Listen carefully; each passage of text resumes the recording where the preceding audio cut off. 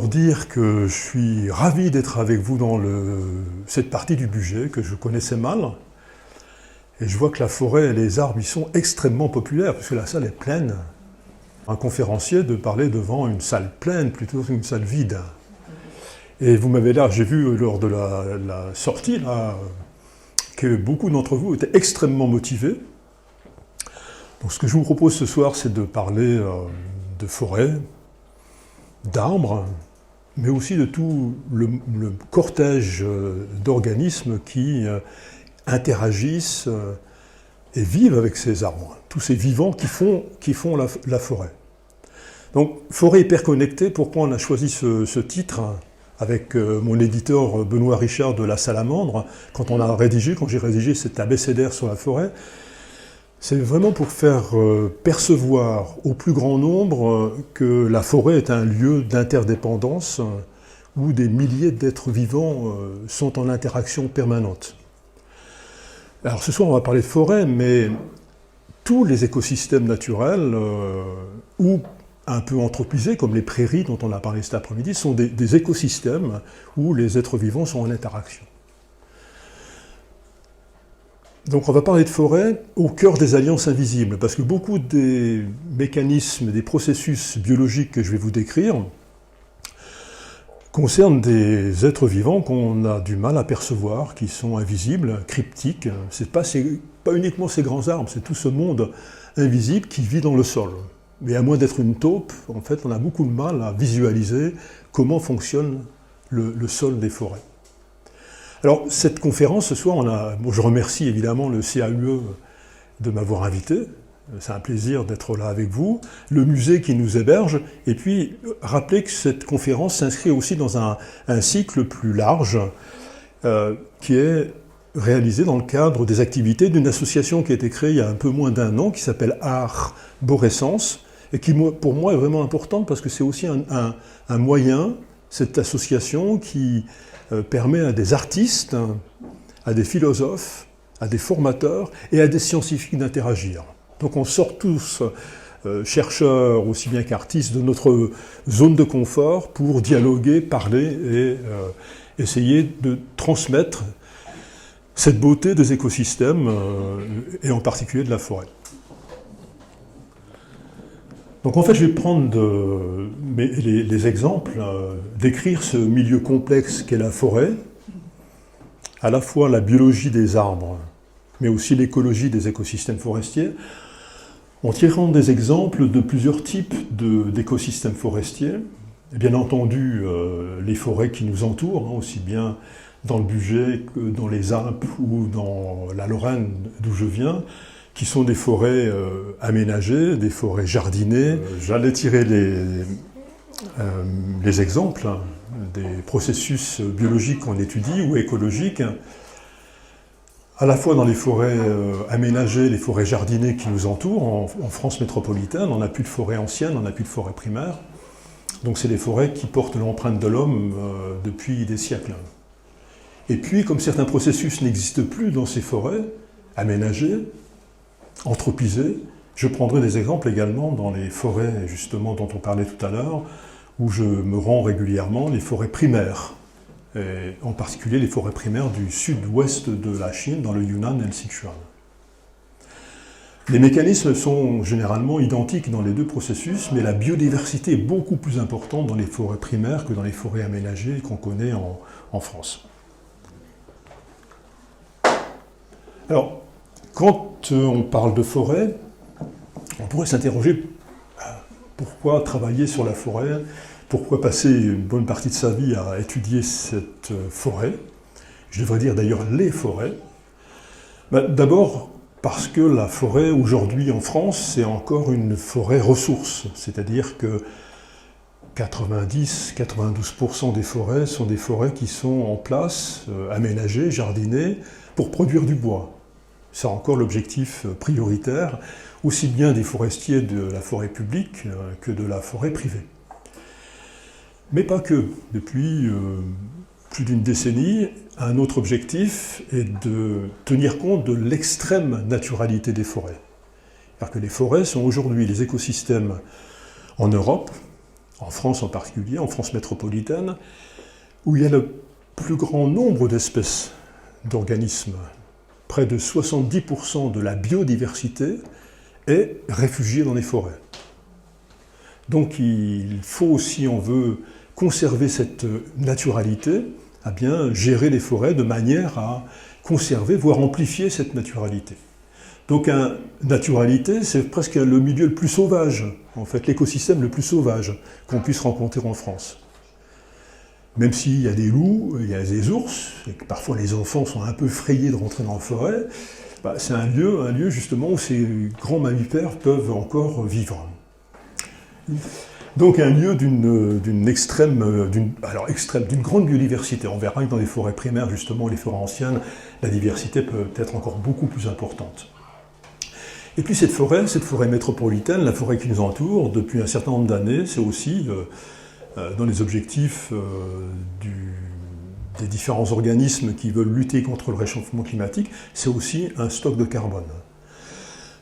Donc vous voyez déjà, vous comprenez que la forêt, et en particulier les gestionnaires forestiers, sont l'objet d'un grand nombre d'injonctions.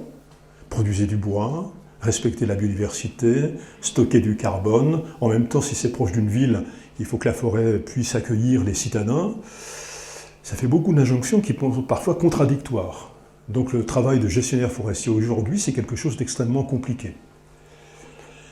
Mais on a bien progressé. Alors qu'est-ce qui intéresse dans ces forêts? Qu'est-ce qui peut être intéressant pour le scientifique? Pourquoi passer une bonne partie de sa vie à travailler sur ces écosystèmes forestiers? Eh bien, parce que ce sont des communautés. Les forêts sont un lieu où beaucoup d'êtres vivants interagissent. Et éventuellement, l'homme peut intervenir. Communauté, ça signifie communauté végétale, communauté animale, communauté microbienne, communauté humaine. Ça fait tout un réseau d'interactions et d'interdépendances. Ce sont des réseaux sociaux. La forêt est au cœur d'un grand nombre de réseaux sociaux, d'interactions où les êtres vivants dialoguent. Et moi, ce qui m'intéresse dans ces réseaux sociaux forestiers, eh bien, c'est à la fois les phénomènes de compétition, de conflit. Au cours de la promenade tout à l'heure, on a parlé des interactions entre le hêtre et le chêne, les deux frères ennemis qui structurent les forêts dans une bonne partie du territoire, mais aussi des coopérations. Et depuis à peu près une trentaine d'années, on s'est aperçu que l'un des moteurs majeurs du fonctionnement des écosystèmes, pas uniquement les écosystèmes forestiers, mais tous les écosystèmes naturels, eh bien, il y avait des coopérations, des symbioses entre les êtres vivants, et qu'en fait, ces écosystèmes naturels, comme la forêt, ne sont pas que des lieux de conflit et de compétition. Il ne faut pas avoir qu'une vision darwinienne de compétition quand on rentre dans une forêt. Donc c'est ça qu'on va discuter ce soir, c'est ces liens d'interdépendance. Essentiellement, je vais vous parler des phénomènes de coopération, de symbiose entre les arbres qui structurent et qui dominent l'écosystème forestier et ce cortège de vivants qui les accompagne. Et c'est d'autant plus urgent d'étudier ces écosystèmes, ces forêts aujourd'hui, qu'elles sont soumises à des contraintes extraordinaires, presque catastrophiques. On observe, et ça c'est encore aujourd'hui, avant même le réchauffement climatique, l'impact majeur qui perturbe les forêts, c'est la fragmentation des paysages, c'est les activités humaines, la multiplication des plateformes logistiques, des autoroutes, des lignes de TGV. Toutes ces structures, toutes ces activités humaines perturbent de façon considérable les écosystèmes naturels, y compris les forêts. Le changement climatique, et en particulier le réchauffement climatique, impacte de façon de plus en plus forte les paysages forestiers. Il suffit de sortir du musée, là on regarde les flancs de la montagne qui nous entoure, et sans aucun problème, vous allez repérer un grand nombre d'arbres qui sont dépérissants. Les épicéas sont morts, les sapins, beaucoup d'entre eux sont malades, les frênes également. Le frêne, lui, il n'est pas malade du fait du changement climatique, mais également de la mondialisation des maladies émergentes. Vous voyez, entre activité humaine, pression humaine, changement climatique et maladies émergentes, le futur de nos forêts est relativement incertain. Donc aujourd'hui, l'ensemble de la communauté scientifique, en dialogue avec les gestionnaires forestiers, l'ensemble de cette communauté, tous les chercheurs français, européens, nord-américains ou chinois, travaillons pour essayer de comprendre comment le réchauffement climatique va modifier les forêts. Est-ce que dans 50 ans, est-ce que dans un siècle, il existera encore des forêts? Et si oui, de quel type seront ces forêts? Donc c'est un petit peu l'objet de cette discussion ce soir, c'est à la fois de vous présenter un certain nombre de processus biologiques et écologiques fondamentaux et qui structurent le fonctionnement de ces forêts, et aussi d'aborder, dans la dernière partie, comment le changement climatique est en train de modifier ces écosystèmes, et est-ce qu'on a des solutions pour essayer de faire que nos enfants, nos petits-enfants, aient encore des paysages forestiers dans un siècle. Donc la forêt, quelques chiffres quand même, avant de rentrer dans le vif du sujet.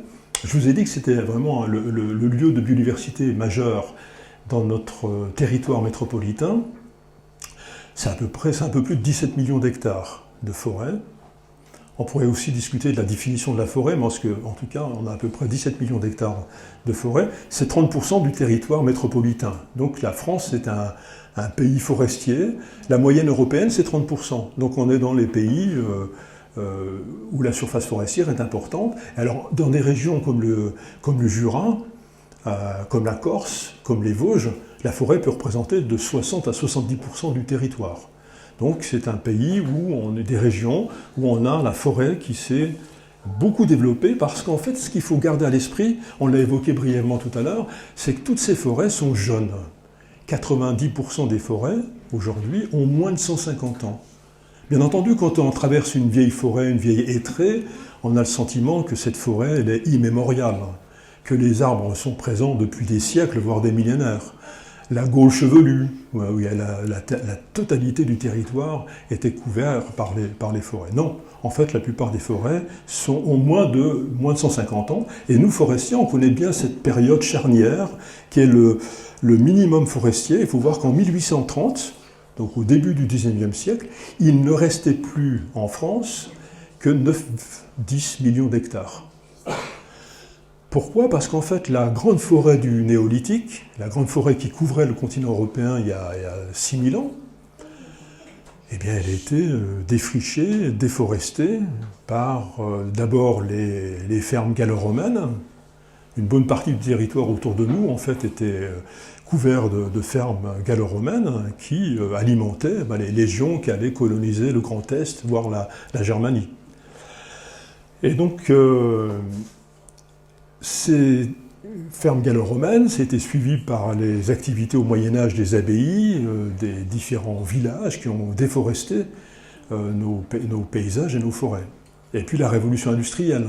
À l'époque, il n'y avait pas de combustibles fossiles comme le pétrole ou le charbon, donc le bois était l'élément essentiel pour alimenter à la fois la production de chaux, la production de verre, le chauffage, les charbonniers. Donc les forêts, petit à petit, ont disparu de nos paysages et il restait quasiment plus qu'à peine 10% il y a 150 ans. Évidemment, ce phénomène de déforestation massive de la forêt française a conduit à des catastrophes, érosion des sols, inondations, en particulier dans les régions de montagne, avalanches. Donc l'administration, à l'époque, a pris la décision de relancer des grands travaux de reforestation, en particulier les programmes de restauration des terrains de montagne.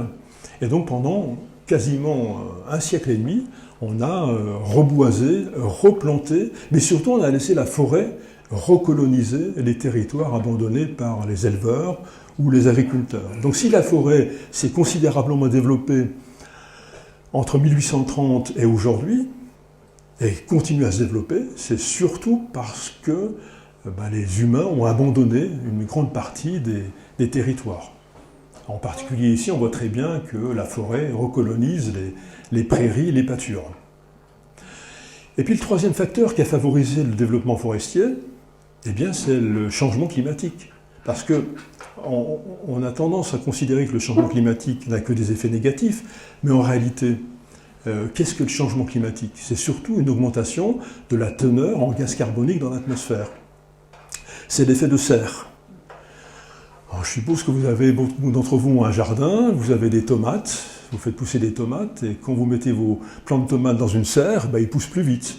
Pourquoi? Parce que la teneur en gaz carbonique, en CO2 de cette serre, de cet environnement, est considérablement augmentée. Et comme le CO2, c'est la nourriture, le gaz carbonique, en fait, c'est la nourriture des arbres, les arbres se nourrissent du gaz carbonique, eh bien, plus on donne de gaz carbonique, plus les arbres poussent. Et donc, en l'espace de 20 ans, le bois sur pied, c'est-à-dire la quantité de bois dans les arbres vivants, en France, a doublé. Donc l'effet majeur du changement climatique, jusqu'à tout récemment, le point d'inflexion, il est peut-être il y a 3 ou 4 ans, jusqu'à il y a 3 ou 4 ans, on voyait que la courbe de croissance de la surface forestière augmentait quasiment de façon exponentielle.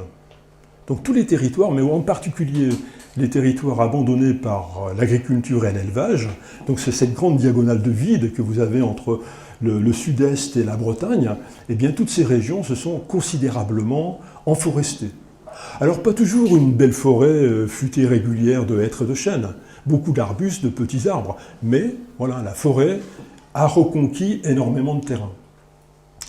Et aujourd'hui, la forêt française, c'est 11 milliards d'arbres, essentiellement pour les 2/3 des feuillus, tout de même à peu près 20% de résineux, de conifères, en particulier dans le Bugey, et puis les forêts mixtes. Donc on est loin d'avoir, comme parfois on l'entend, la forêt française, ce ne sont pas que des plantations. C'est beaucoup de forêts, de feuillus, des forêts mélangées, qui sont en régénération naturelle. Et c'est un stock, on parlait tout à l'heure de piège du carbone, voilà, c'est un stock considérable de carbone qui sert en fait nos projets, enfin le programme de capture du carbone que l'Europe développe. Alors, 72% de la flore métropolitaine, c'est à peu près 190, pas loin de 200 espèces d'arbres, plus tellement d'espèces de mammifères, on rencontre plus tellement de bisons dans les forêts françaises, on a encore maintenant quelques loups qui réapparaissent et ça pose beaucoup de problèmes, quelques ours également qui posent problème dans les Pyrénées. C'est un nombre raisonnable d'espèces d'oiseaux, mais c'est surtout 30 000 espèces d'insectes. Ça reste quand même un lieu où on n'utilise pas de pesticides, donc on a une extrême variabilité des milieux et qui favorise les insectes et puis beaucoup d'espèces de champignons. On a parlé de girolles, on a parlé de morilles. Voilà, c'est aussi un lieu, la forêt, où on peut retrouver tous ces champignons qui vivent avec les arbres. Donc quand on voit ces chiffres, on réalise bien que c'est un lieu où les interdépendances, les liens entre les différents êtres vivants vont jouer un grand rôle. Alors, aujourd'hui, c'est inscrit dans la loi, c'est inscrit dans les programmes de gestion des forêts. Le gestionnaire forestier, en particulier celui de la forêt publique, en modifiant la structure des forêts, la composition, il impacte le fonctionnement des écosystèmes forestiers et en même temps, il peut promouvoir, il peut influencer la biodiversité. Donc aujourd'hui, on pourra peut-être en parler tout à l'heure, mais dans les textes de l'Office, dans la réglementation, dans le fonctionnement de l'Office national des forêts, on est là dans un système qui peut favoriser la biodiversité. La gestion forestière aujourd'hui a comme mission de produire du bois, mais également de favoriser la biodiversité. Alors cette biodiversité, j'ai tendance à dire que c'est comme une polyphonie, c'est-à-dire qu'on a une multitude de communautés qui vont vivre parfois de façon indépendante, mais aussi en interaction permanente. Alors, les scientifiques, aujourd'hui, essayent de comprendre cette polyphonie, cette symphonie qui fait fonctionner la forêt. Bien entendu, on est nombreux à travailler sur les arbres, comment les arbres vivent, comment les arbres poussent, comment les arbres se développent, comment ils respirent, comment ils vieillissent, comment ils meurent, comment ils disparaissent. Mais on s'intéresse aussi à l'impact des autres communautés de vivants qui vivent en forêt, les animaux, qui ont un impact évidemment extrêmement fort sur la régénération naturelle des forêts. S'il y a trop de chevreuils, s'il y a trop de mouflons, s'il y a trop de chamois dans les forêts, eh bien, ces animaux se nourrissent des jeunes plantules et c'est extrêmement difficile de maintenir un programme de régénération naturelle. Toutes les jeunes pousses sont abruties ou dévorées par ces animaux. C'est des interactions avec les plantes herbacées. Il ne faut pas oublier que la forêt, ce ne sont pas que des arbres, ce sont également, on en parlait tout à l'heure lors de la promenade, au printemps, vous voyez apparaître, avant que les arbres aient complètement déployé leur canopée, vous voyez apparaître une multitude de plantes, les pervenches, les anémones sylvie, les jonquilles. Je ne sais pas si vous avez des jonquilles dans le budget d'ailleurs. Voilà. Et ces plantes, elles doivent vivre extrêmement rapidement parce qu'elles développent leurs feuilles, leur feuillage et leurs fleurs en une quinzaine de jours, en 3 semaines, avant que les arbres qui les dominent, les arbres, et en particulier le hêtre, capturent la totalité de la lumière. Donc il y a aussi, dans la façon de gérer la forêt, on va également impacter toute cette flore des sous-bois. Les insectes, avec un rôle majeur à la fois d'herbivores, la forêt nourrit des dizaines de milliers d'espèces d'insectes, et il suffit de se promener en forêt au printemps pour très rapidement, quelques jours, quelques semaines, au plus après que les feuilles se soient déployées, la plupart d'entre elles sont sucées, grignotées, mâchouillées, percées par toute une multitude d'insectes qui se nourrissent des feuilles, qui se nourrissent des écorces, qui se nourrissent des racines. Et puis, évidemment, il y a les insectes qui ont un rôle majeur de pollinisateurs. La forêt, la plupart des arbres sont pollinisés par des insectes. Donc, on étudie également ces interactions bénéfiques ou néfastes entre les insectes et les arbres. Et puis il y a toute une communauté d'êtres vivants, je le disais en introduction, qu'on a mis très longtemps à étudier parce qu'on n'avait pas les moyens de les observer. Ce sont ces êtres microscopiques, les microbes. Donc dans une forêt, il y a également, chacun des arbres est accompagné d'un microbiote. Comme les humains, nous sommes évidemment tous dans cette salle couverts d'un certain nombre de microbes sur notre cuir chevelu, sur notre peau, mais également dans nos organes internes, dans nos intestins. Nous sommes porteurs de dizaines de milliers, voire de milliards de microbes bénéfiques qui nous aident à vivre, à manger, etc. Eh bien, les arbres sont eux-mêmes totalement dépendants de tout un cortège de micro-organismes, de microbes, alors aussi bien des virus, dont on ne parlera pas aujourd'hui, qui structurent profondément les communautés végétales, mais également des bactéries bénéfiques et néfastes, qui peuvent provoquer des maladies, mais aussi des champignons, là aussi on le verra, qui sont à la fois des êtres capables de coopérer avec les arbres, mais aussi de les dévorer et de les tuer. Donc il s'agit aujourd'hui de comprendre ces réseaux sociaux, ces interfaces, ces interactions entre tous ces êtres vivants. Donc ça c'est vraiment la mission majeure dont la plupart des équipes de recherche, y compris aussi bien à l'université au CNRS qu'à l'INRAE, c'est faire de l'écologie forestière. Alors, on ne parle pas d'écologie politique, là évidemment, c'est de l'écologie scientifique. Et qu'est-ce que l'écologie finalement? C'est d'abord de décrire. On est encore dans une phase où on décrit ce monde. Il y a énormément d'êtres vivants, alors pas tellement les arbres, pas tellement les fleurs, mais tous ces êtres, les insectes, les microbes, beaucoup d'entre eux, plus de la moitié, sont encore inconnus, n'ont pas été enregistrés, n'ont pas été nommés. Donc c'est de décrire ces communautés végétales, microbiennes, animales, c'est de suivre l'évolution de ces communautés au cours des saisons, au cours des années, voir l'impact du changement climatique sur ces communautés, voir l'impact de l'être humain et du gestionnaire forestier sur ces communautés. C'est d'essayer de décrypter les processus extrêmement intimes, les processus moléculaires qui permettent ces interactions. Quels sont les langages que les arbres utilisent pour communiquer, pour dialoguer avec cette communauté d'insectes, de bactéries ou de champignons.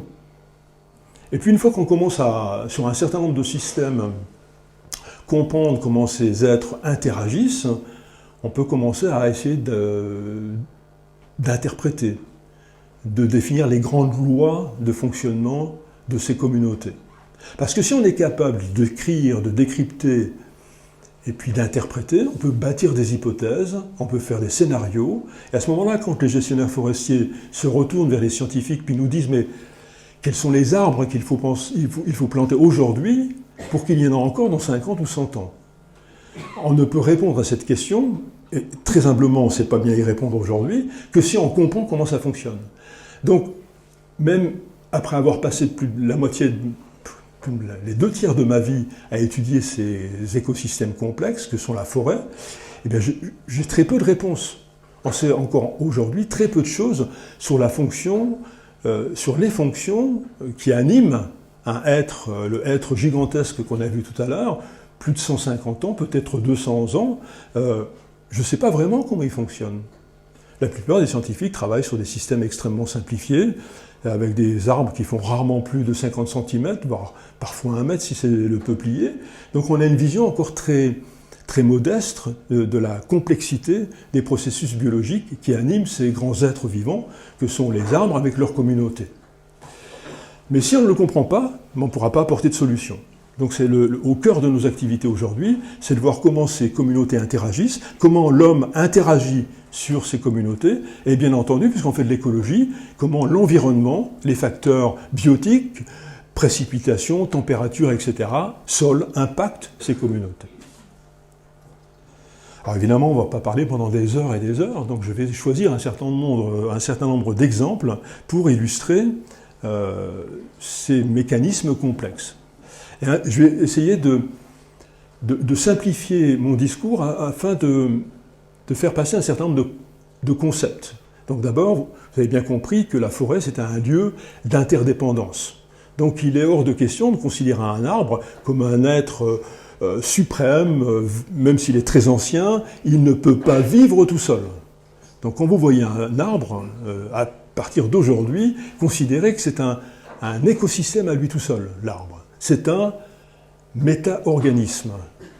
Moi j'aime bien le terme d'arbre-monde, qui a déjà été utilisé à maintes reprises. Un arbre-monde, c'est-à-dire que l'arbre, c'est un un méta-organisme. Quand on parle d'arbre, c'est pas uniquement l'arbre, c'est tout le cortège d'êtres vivants qui vit avec cet arbre.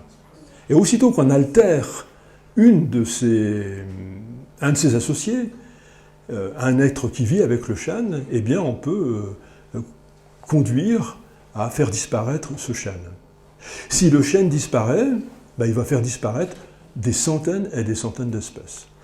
On sait aujourd'hui, et on a beaucoup travaillé sur le chêne, parce qu'évidemment c'est une espèce emblématique de nos forêts, mais ce que je vais vous dire aujourd'hui sur ce chêne s'applique également aux hêtres, aux sapins ou à l'épicéa, qui sont aussi des espèces qui sont relativement bien étudiées par la communauté scientifique.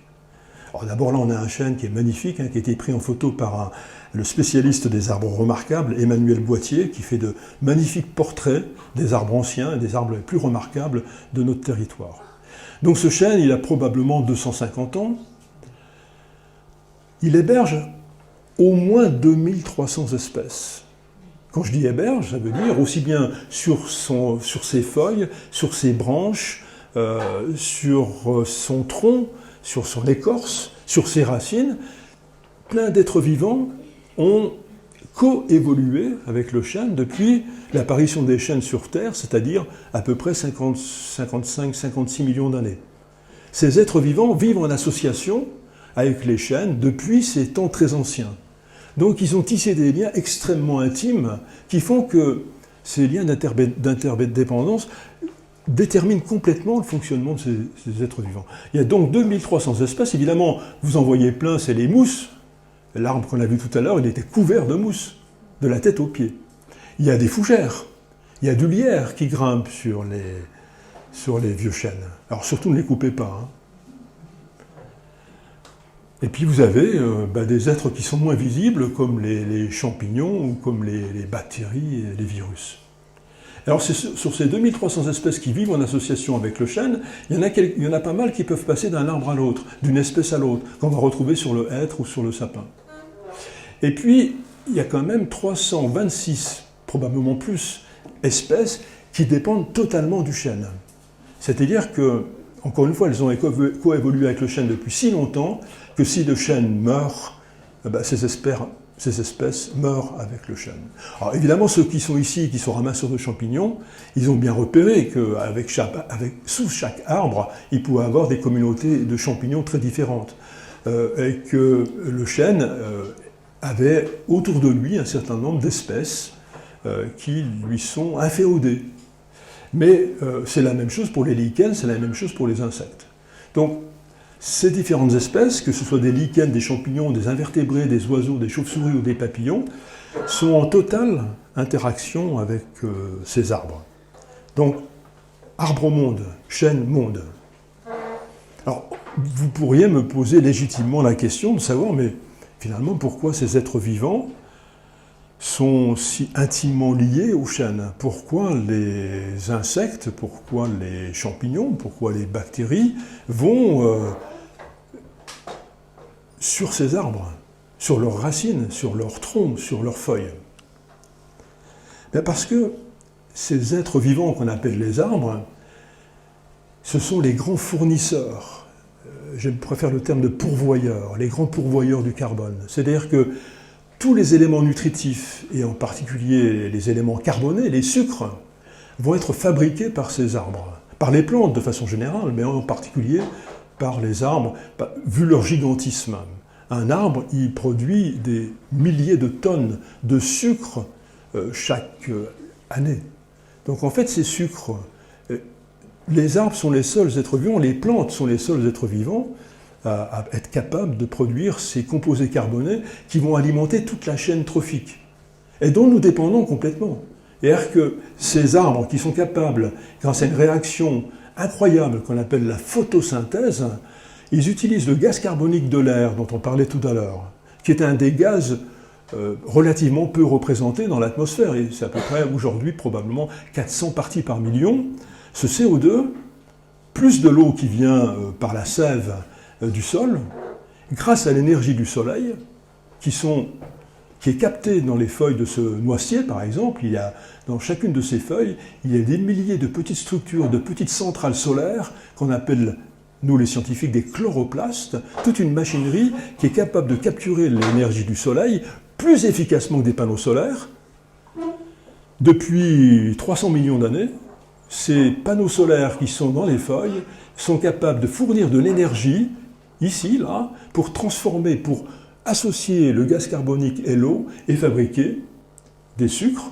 Quand je dis sucre, c'est vraiment le glucose que vous mettez, vos petits morceaux de sucre. Donc ces plantes sont les seuls êtres vivants, avec le phytoplancton, qui est aussi une forme de végétal, de produire des sucres. Donc l'essentiel du flux de carbone, du flux d'énergie, du combustible de la vie, est produit par ces êtres vivants que sont les arbres.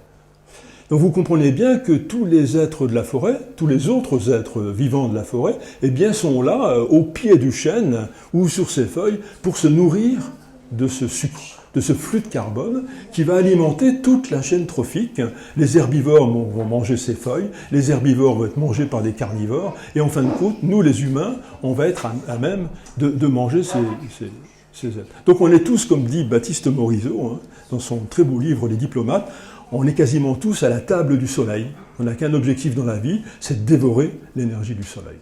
Et donc ces arbres, formidables fournisseurs de carbone, sont là à alimenter la totalité de la chaîne alimentaire que constitue une forêt.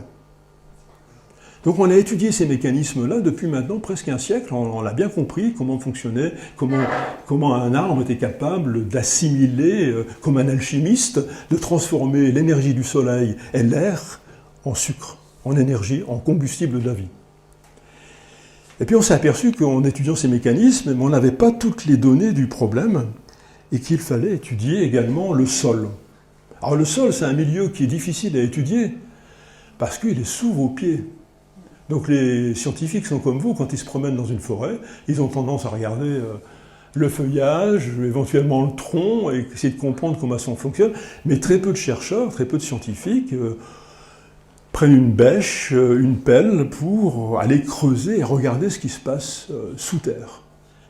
Et donc on a mis très longtemps avant d'avoir des outils qui nous permettent d'étudier, d'observer ce milieu. On a maintenant des systèmes un peu comme les endoscopes qu'un médecin va utiliser pour faire une coloscopie ou une gastroscopie. On a des endoscopes qui nous permettent d'aller, comme une taupe, explorer les milieux souterrains. On a des outils qui nous permettent aujourd'hui de recenser toute la diversité des organismes qui vivent sous ce sol. Donc le sol, je vous rappelle, c'est un autre message, que c'est un milieu fondamentale. C'est-à-dire que nous, humains, notre biosphère, elle dépend totalement de cette fine pellicule, cette peau qui recouvre la Terre, qui représente généralement 1 mètre, 2 mètres. C'est dans ce sol vivant que se retrouve la quasi-totalité des organismes qui vont permettre aux plantes et aux autres animaux de vivre sur notre planète. Donc le sol vivant est un milieu souvent oublié, mais qui est fondamentalement important pour la survie de notre biosphère. Et il y a un chiffre qu'il faut absolument que vous gardiez en mémoire. Pour fabriquer 1 mètre de sol, 1 mètre de sol, il faut 100 000 ans. Donc avec l'agriculture intensive qui tente à promouvoir le lessivage des sols, il y a des milliers et des milliers d'années de travail d'une multitude d'organismes qui est ainsi lavé, érodé et qui va finir dans les estuaires et les sédiments. Donc il faut absolument développer des moyens de gestion de production agricole ou forestière qui soient totalement respectueuses de ces sols. Donc le sol est un milieu fragile, mais c'est un milieu extrêmement riche.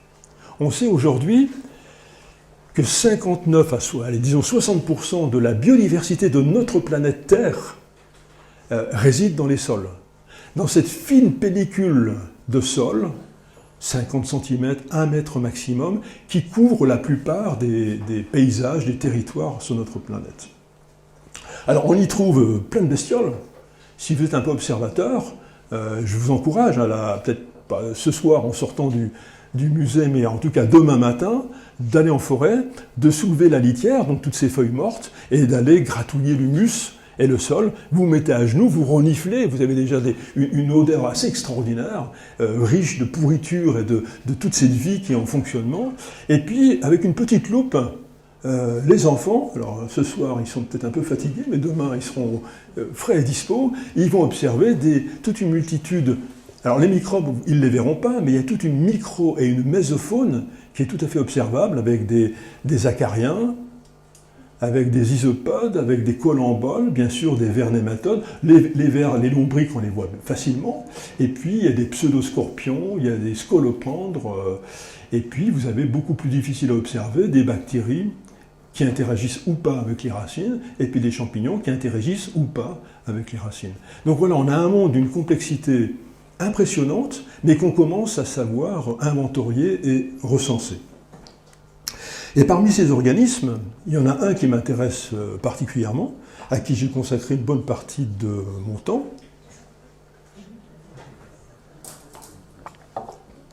Il fait quand même bien chaud dans cette salle.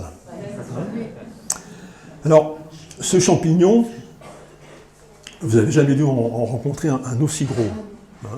Donc c'est vraiment un champignon emblématique de nos forêts, iconique, j'allais dire, qu'on retrouve dans tous les livres d'enfants, sur le sapin de Noël, dans toutes les légendes européennes, c'est l'amanite tumouche, Amanita muscaria. Alors aussi grosse que ça, j'en ai jamais vu. Mais j'avais demandé à Leonardo AI, qui est une intelligence artificielle, qui peut faire des dessins, je lui ai dit, dessine-moi un chêne avec une amanite tumouche. Et il m'a sorti ce dessin qui montre bien qu'il ne faut jamais faire confiance dans les intelligences artificielles, à ce jour. Parce que cette vision-là, je ne l'ai jamais rencontrée. Mais je la garde quand même, cette image, parce qu'elle sert bien mon propos aujourd'hui, qui est une vision myco-centrée de la forêt. J'aurais pu faire une conférence sur l'arbre et vous parler pendant 1 heure, voire plus, de l'arbre, du chêne, du hêtre. Mais le choix aujourd'hui, c'est de parler de ces champignons qui sont des êtres assez incroyables parce qu'ils sont à la fois microscopiques, une bonne partie de leur vie se passe sous terre, sous forme de filaments microscopiques, pas plus épais qu'un cheveu, et puis à l'automne, ou alors la morie au printemps, ils surgissent et ils deviennent visibles. Et ça, c'est un moment qui est toujours fascinant pour un microbiologiste. Et ces arbres jouent un rôle extrêmement important, et ils sont le lien vital au sein des sols forestiers. Alors, quand vous allez en promenade, je suppose que vous avez rencontré au moins ces 3 champignons. À mon avis, vous cherchez surtout celui-ci. Le fameux cèpe de Bordeaux, Boletus edulis, qui est une espèce emblématique, à la fois extrêmement importante sur le plan écologique, mais également sur le plan gastronomique. Vous avez un autre qui est beaucoup plus discret, mais qui est vraiment typique des sapinières et de ces régions, aussi bien dans les Vosges que dans le Jura, des régions de montagne, sur les lits de sphènes sous les sapins, vous verrez souvent ce laccaire couleur d'améthyste, l'Acaria amethystina. C'est vraiment sa couleur naturelle. Si vous en trouvez 1 kilo avec du persil et des échalotes, ça se mange très bien. À défaut, il ne faut pas en manger trop. Comme tous les champignons d'ailleurs, hein, il ne faut pas en manger trop. Et puis vous en avez un autre qui ne se mange pas trop, en tout cas il se mange quand il est à l'état d'œuf, et qui a une structure qui me sert, qui est assez particulière, vous l'avouez, qui me sert à faire passer le message qu'en fait ce que vous mangez, quand vous ramassez des champignons, ben c'est le sexe des champignons.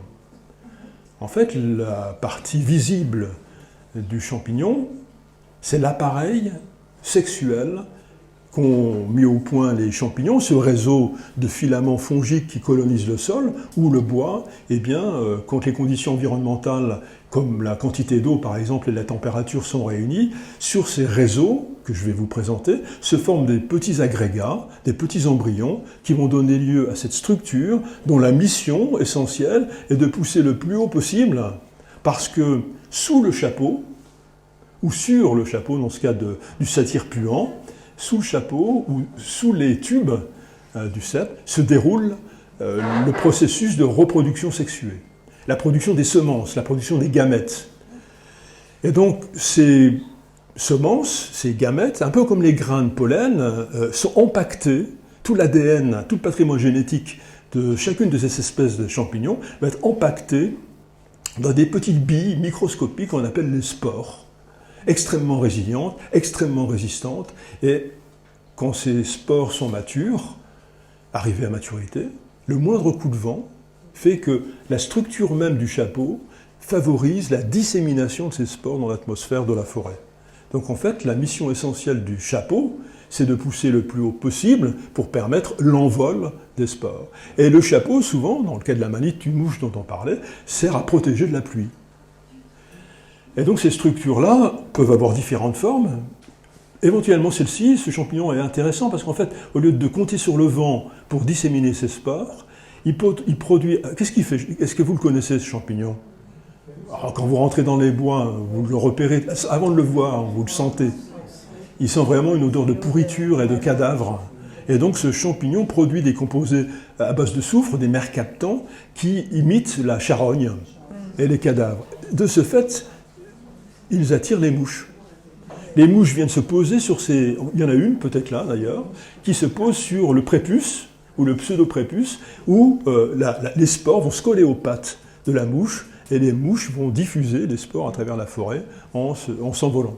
Donc voilà, les champignons ont inventé, depuis les centaines de millions qu'ils existent, toute une série de stratégies pour disséminer leurs spores.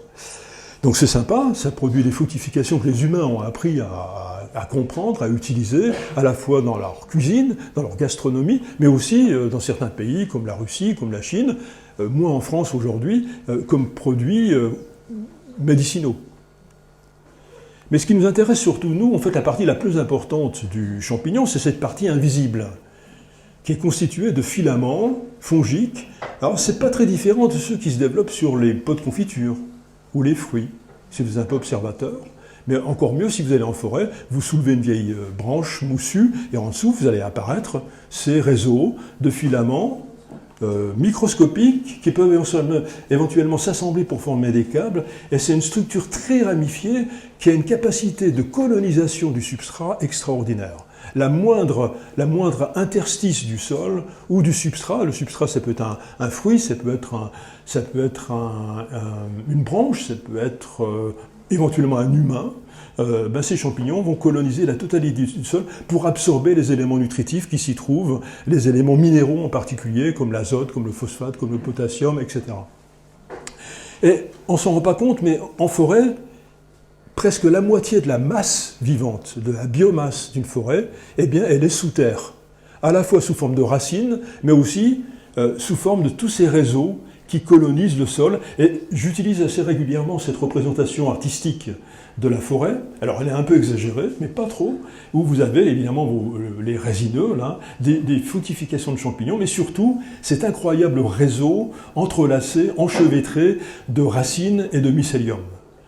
C'est presque 100 km de filaments fongiques, de mycélium, par gramme de sol. Donc c'est une quantité considérable. Alors en forêt, ce mycélium, il va appartenir à 3 grands groupes de champignons tempérés, comme cette forêt du Donon dans les Vosges, mais c'est à peu près la même chose ici. Vous avez à la fois des champignons qui sont capables de se nourrir de la matière morte. Alors les scientifiques les appellent saprotrophes. Ça veut dire manger la mort, saprotrophes. Donc ce sont des champignons qui sont capables de se nourrir de détritus, aussi bien végétaux que microbiens, les autres microbes qui vont mourir, qu'un cadavre de taupe ou un cadavre humain qui malencontreusement serait dans la forêt, eh bien tous ces détritus morts sont mangés par ces champignons. On y reconnaît des champignons assez typiques qu'on retrouve sur les vieux arbres, sur les troncs au bord des routes, les grumes au bord des routes, qu'on appelle les polypores, qui forment comme un fer à cheval, vous savez, sur les troncs, les chablis ou les chandeliers, les arbres qui sont à moitié morts ou malades. Et puis les grumes le long du chemin, très souvent, sont recouvertes de ces champignons capables de manger en fait la matière morte, et en particulier, et ça c'est une activité que seuls ces 2 groupes de champignons qu'on appelle les pourritures blanches et les pourritures brunes sont capables de faire. Ils sont capables de manger du bois. Je vous défie ce soir d'aller prendre une tranche d'épicéa et d'essayer de vous en nourrir.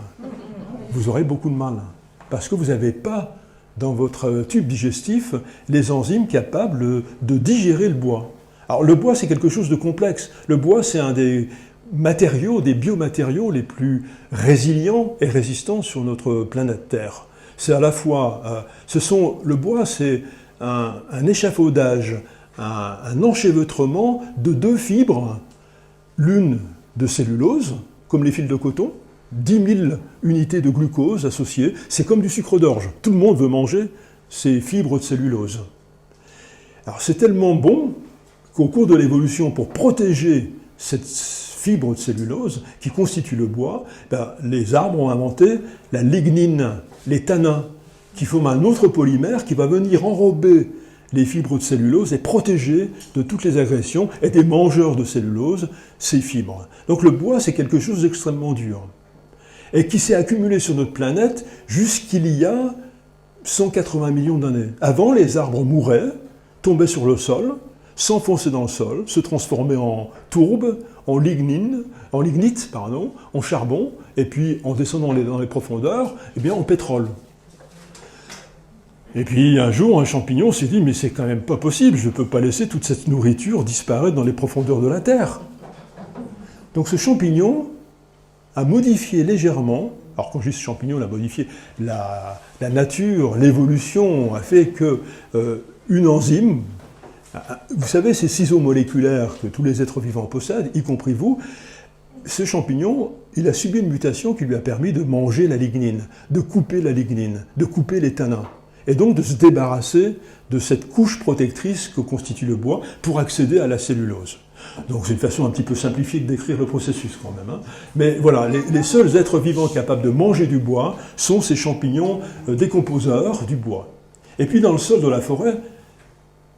Ça veut dire que la Terre ne peut plus produire pétrole, ce que vous me dites là. Alors depuis 180 millions d'années, il n'y a plus d'accumulation de pétrole. Alors les géologues ne sont pas toujours d'accord avec nous, mais en tout cas, l'hypothèse qu'on a bâtie sur l'étude de l'évolution de ces champignons, où on peut, en séquençant leur génome, on peut reconstruire le scénario évolutif, on a démontré que tous ces champignons capables de manger du bois ou des feuilles avaient un arsenal de ciseaux moléculaires qu'on appelle les enzymes, extrêmement performants, avec des cellulases, des hémicellulases, des pectinases, des ligninases, je vous passe tous les autres noms un peu compliqués, et seuls ces êtres vivants sont capables de développer, ont dans leur génome, dans leur patrimoine génétique, ces enzymes de dégradation.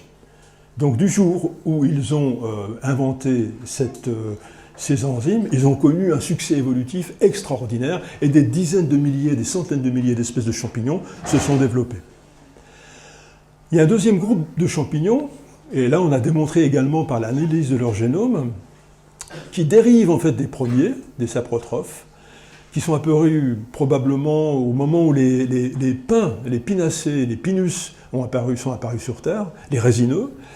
Ils ont appris, ces champignons, à dialoguer avec l'arbre, à échanger un certain nombre d'informations qui leur permet à ces champignons de pénétrer dans la racine pour y puiser les sucres que la plante produit. Ce fameux glucose dont on parlait tout à l'heure. Évidemment, quand l'arbre fabrique du glucose dans ses feuilles, une bonne partie, à peu près un tiers, va descendre le long du tronc par la sève élaborée jusqu'aux racines et alimenter le système racinaire qui se développe en permanence. Mais également tout ce cortège d'êtres microscopiques qui vit avec l'arbre. Et donc ces êtres vivants sont capables d'interagir avec les arbres en prenant leur sucre. Et en échange, on verra qu'ils vont donner un certain nombre d'éléments nutritifs aux arbres. Et puis il y a le troisième groupe de champignons que monsieur ne doit pas beaucoup aimer. Ce sont les pathogènes, les champignons qui sont capables de provoquer des maladies chez les plantes et en particulier les arbres. Un exemple typique, c'est l'armillaire qui est capable de détecter dans une forêt les arbres qui sont affaiblis et de se déplacer de souche en souche, d'arbre en arbre, pénétrer sous l'écorce, et ces filaments vont venir coloniser les vaisseaux conducteurs et assécher l'arbre. Donc on a comme ça pas mal de champignons qui sont capables de détruire les arbres. On a parlé cet après-midi des frênes qui sont tuées par un autre champignon qui provoque la calarose ou la chalarose. Voilà, on a trois grands groupes de champignons, mais on va surtout insister sur les décomposeurs et sur les symbiotes, parce qu'en fait, on est vraiment là au cœur de ces recherches qui montrent en fait que les champignons jouent un rôle crucial dans les forêts, parce que si on imagine que le fonctionnement de la forêt, c'est un énorme mécanisme extrêmement compliqué, on a les arbres, on a d'un côté, on a tous les éléments nutritifs qui sont dans le sol, azote, phosphate, potassium, eh bien ce sont les champignons qui vont jouer le rôle d'interface, d'entremetteur entre le sol et les arbres, et alimenter les arbres en éléments nutritifs, ou alors décomposer la matière organique pour entretenir la fertilité et ainsi permettre la croissance. D'où l'intérêt et la nécessité en fait de mieux comprendre le rôle des communautés fongiques à l'interface entre le sol et l'arbre. Donc on a ces champignons qui sont décomposeurs. Là, je vous en ai présenté un certain nombre d'images, de photographies, hein, les mycènes. On a parlé des polypores, mais il y a beaucoup de dégradeurs de feuilles mortes, hein, comme les mycènes, ou qui vivent sur les branches malades ou cassées, comme cette mucidule visqueuse, qui est un champignon magnifique. Eh bien, l'arbre mort qui va tomber sur le sol, ou comme cette souche ici présente, en l'espace de quelques années, en fonction des climats, en milieu tropical, c'est beaucoup plus rapide qu'en milieu boréal. Dans nos régions, un arbre il va être consommé, digéré, réduit en poudre à peu près en 10, 15 ou 20 ans. Et vont se succéder sur cet arbre abattu ou sur cette souche toute une série de champignons qui se sont spécialisés dans la dégradation progressive de l'arbre. Des centaines d'espèces, comme des vagues successives, vont consommer ces détritus végétaux. Et aujourd'hui, heureusement, dans nos forêts, on commence à avoir des paysages comme celui-ci. On est dans la hêtraie chaînée de Champenoux, là tout près du centre INRA, vraiment typique de la forêt de la Grande Futée régulière. Et là, vous voyez que l'Office national des forêts, et c'est la même chose ici dans le Bugey, dans le Jura, eh bien, on commence à laisser des arbres morts. Dans chaque forêt, par hectare, il y a un nombre d'arbres, je ne sais plus si 1, 2 ou 3, qui doit être 4, voilà, c'est encore mieux. D'arbres morts qu'on va laisser sur place, mourir, faire des îlots de sénescence, de manière à favoriser toute cette biodiversité. Alors moi je parle des champignons, mais on a également des insectes xylophages qui vont consommer. Et finalement on a dans ces forêts aujourd'hui, dans ces îlots de sénescence, des images qui ressemblent fortement à la forêt primaire, par exemple ici dans le Yunnan, qui n'a pas été affectée par l'homme depuis la nuit des temps. Donc on ne peut qu'encourager, nous citoyens, il faut absolument dialoguer avec l'ONF, avec les propriétaires forestiers, pour leur dire 4 arbres par hectare, c'est bien, mais si on en avait 40, ce serait encore mieux. Et ça fait pas ça, là. essayez de convaincre vos voisins qu'il faut garder des arbres morts. Alors pour terminer ce chapitre sur les champignons, juste brièvement, comment fonctionne cette symbiose, cette alliance ancestrale entre les champignons qui, pour beaucoup d'ailleurs, sont des champignons beaux et en même temps comestibles, bien que celui-ci, pas sûr qu'il soit vraiment comestible.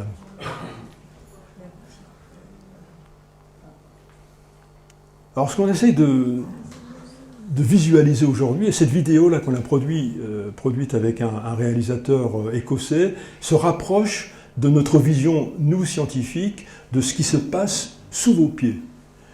Vous avez ici une racine, probablement de chêne. Vous avez une toute petite racine courte qui s'est développée sur cette racine latérale. On ne la voit pas bien, mais vous voyez que tout le réseau de filaments du champignon, de ce champignon qui est la Manittumouche, eh bien, se rassemble autour de cette racine en interaction avec le champignon. Et on a voulu figurer par tous ces mouvements d'énergie, de lumière, eh bien, les flux d'éléments nutritifs, azote, phosphate, potassium et les autres microéléments, qui vont être puisés par le réseau de filaments fongiques de mycélium dans le sol et rapatriés vers la racine pour être en partie donnés à l'arbre. Alors donner, en réalité, c'est un marché biologique, c'est un commerce, un troc, un commerce équitable entre les deux partenaires. Le champignon va fournir les éléments nutritifs N, P et K, azote, phosphate, potassium, l'engrais que l'agriculteur apporte à ses céréales, et l'arbre va donner aux champignons des sucres, le glucose dont on a parlé tout à l'heure. Donc on a vraiment une coopération, ce qu'on appelle une symbiose mutualiste, c'est-à-dire une interaction pérenne qui dure entre deux organismes et où les deux partenaires tirent bénéfice de l'interaction. Donc là on essaie de comprendre en fait quelles sont les quantités de molécules, d'éléments nutritifs qui transitent par ces réseaux, et comment s'établit le dialogue qui permet l'installation de cette symbiose et puis la coordination des activités. Alors, évidemment, il faut comprendre qu'avec un chêne, c'est très compliqué parce qu'un chêne adulte, il va vivre en interaction permanente avec 250, 300, 350 champignons différents. Parfois, chacune des racines que l'on prélève, on a un champignon différent. Une amanite, un bolet, un lactaire. Comment l'arbre est capable de coordonner l'activité de cette multitude d'organismes, de ce grand nombre d'organismes qui travaillent avec lui, on n'en sait rien. Aujourd'hui, humblement, on doit reconnaître qu'on ne sait pas comment fonctionnent ces systèmes hyper complexes, surtout chez un arbre adulte. Alors voilà à quoi ressemblent les racines en réalité quand on parle de racines d'un arbre. Ça n'existe pas une racine d'arbre seule. Elle est toujours en interaction. 99% des racines sont en interaction avec ces champignons qu'on appelle mycorhiziens. Mycorhize, c'est cette structure, cette racine qui est faite à la fois de végétaux, du végétal et du champignon. Moitié-moitié en gros. La racine est transformée par la présence du champignon. Mycorhize, ça veut dire myco-champignon, rhize, racine. On a une racine champignon, et vous voyez par exemple ici des racines de pin, en présence du champignon comme celui-ci, le lactaire délicieux, eh bien les racines sont bifides, prennent la couleur du champignon, et à l'intérieur, il y a les échanges nutritionnels entre les deux partenaires. Là, vous avez des racines de hêtre en interaction avec le laccaire couleur d'améthyste que je vous ai montré tout à l'heure sur la photographie. Ici, vous avez une racine de hêtre en association avec la russule jaune. Vous voyez, c'est incroyable. La racine de l'arbre va être recouverte, comme une chaussette, elle est recouverte des filaments du champignon. Ce qu'on va voir très bien sur la diapositive suivante, où là, vous avez au laboratoire, on peut reproduire en fait cette association. Vous avez un jeune pin qui a développé son système racinaire dans le sol, et toutes les petites racines, c'est les petits points blancs que vous avez ici entourés de couleurs, de cercles, toutes ces petites racines sont en interaction avec des filaments de champignons qui viennent s'installer sur la racine, qui recouvrent la racine et qui vont la protéger des agressions du monde extérieur, mais en même temps, à partir de ces petites racines, ce qui se développe, c'est incroyable, c'est ce réseau de filaments fongiques, de mycélium, qui va multiplié pour 1 mètre de racine, on a 1000 mètres de réseau de champignons. Donc la racine voit sa surface d'absorption multipliée par 1 millier. Donc la quantité d'éléments nutritifs qui va être absorbée par l'arbre est considérablement augmentée. Et c'est fondamental pour l'arbre, parce que dans nos régions en particulier, les arbres ont été relégués sur des sols extrêmement pauvres. Tous les sols riches ont été occupés par l'agriculture. Donc les arbres, pour que la forêt fonctionne, elle doit être alimentée en permanence par ce réseau de champignons qui se développe sur leurs racines. Et là, si on zoome avec une loupe binoculaire sur une de ces racines, on voit cette structure où la racine a été transformée par la présence de champignons, et on peut sectionner cette racine et observer au microscope à confocal à fluorescence, on peut observer cette racine. Alors je ne sais pas si vous êtes familier avec une coupe de racines, mais vous avez le cylindre central où se trouvent les vaisseaux conducteurs, vous avez en rouge, entouré de rouge, toutes les cellules du végétal, on a des pigments particuliers qui nous permettent de colorer en rouge la racine et en vert le champignon, et vous voyez que le champignon, il entoure complètement ce manteau, on l'appelle le manteau fongique entoure la totalité de la racine. Et ce qui est beaucoup plus incroyable, c'est que le champignon est autorisé à pénétrer à l'intérieur de la racine. Vous voyez tous ces points verts là, le mycélium peut s'immiscer jusqu'au cylindre central, jusqu'au cœur de la racine, pour avoir cette interaction, ce marché biologique, cet échange d'éléments N, azote, phosphate, potassium, qui vont rentrer dans la racine grâce à tout le réseau qui a été arraché là, lors du prélèvement, mais tout ce réseau qui va alimenter la racine en engrais verts et en récompense être rétribué en sucre. Donc cette symbiose entre les racines et les champignons, c'est elle qui détermine la présence des plantes et la présence des arbres sur notre planète. Elle a été cette symbiose mise en place dès le début de la vie des plantes sur Terre, quand les plantes ont colonisé les continents il y a 450 millions d'années, dès le début, elles étaient en association avec ces champignons symbiotiques qui les aident en fait à se nourrir et à puiser dans le sol la nourriture qui se trouve. Alors aujourd'hui, l'image que l'on a de la forêt, du sous-sol forestier, et c'est cette image-là que vous devez garder. En plus, elle est magnifiquement illustrée, c'est un travail qui a été fait en collaboration avec Florian Gaden, qui est un jeune illustrateur français, mais qui vit au Japon, avec qui on vient de sortir un livre, justement, L'Arbre Monde. Et donc là, il a bien voulu représenter ma vision de la forêt, où vous avez un chêne vert, vous avez un chêne sessile, leur système racinaire qui s'enfonce dans le sol, et puis vous avez quelques champignons, vous reconnaissez notre fameux laccaire couleur d'améthyste, là un bolet jaune, une aménite tumouche, chacun aussi avec son réseau de filaments. Eh bien, tous ces réseaux, ceux du système racinaire et ceux constitués des filaments fongiques, sont enchevêtrés, sont interconnectés. Et aujourd'hui, la grande question qui se pose, c'est de savoir si ces réseaux, certains utilisent le terme d'Internet, que j'aime pas beaucoup, mais qui est une image qui a une certaine valeur. Eh bien, la totalité du système forestier est connectée par ces réseaux. Et nous, on cherche aujourd'hui à comprendre quelles sont les molécules qui sont échangées entre les arbres et les champignons, entre les arbres eux-mêmes, les sucres, les acides aminés, les lipides, voire peut-être des signaux d'alerte qui pourraient être utilisés par ces réseaux. Voilà, aujourd'hui, c'est vraiment le front de science, c'est mieux comprendre le rôle de ces réseaux sociaux souterrains. Alors, pourquoi ? Parce qu'évidemment, ils jouent un rôle crucial dans le fonctionnement des arbres, vous l'avez compris, de la forêt, mais aussi parce qu'ils sont extrêmement sensibles. C'est-à-dire que ces réseaux sociaux souterrains, si jamais un engin, un tracteur forestier, pénètre dans la forêt, il va écraser les ornières qui sont produites par ces gros engins, qui sont d'ailleurs de plus en plus gros, eh bien, vont perturber la structure du sol, l'oxygénation du sol et le fonctionnement de ces réseaux. Et avec les collègues suisses, on a mesuré qu'il fallait probablement plus de 10, voire 20, voire 50 ans pour restaurer ces équilibres extrêmement délicats qui existent entre les plantes, et les arbres et les réseaux. Évidemment, les dépôts, la pollution azotée, les fongicides, alors normalement en forêt, on n'ajoute pas de fongicides, on n'ajoute plus de fongicides. Voilà, tous ces mécanismes ont un impact très fort sur l'écosystème forestier. Je pense que je vais m'arrêter là. Et puis... Merci.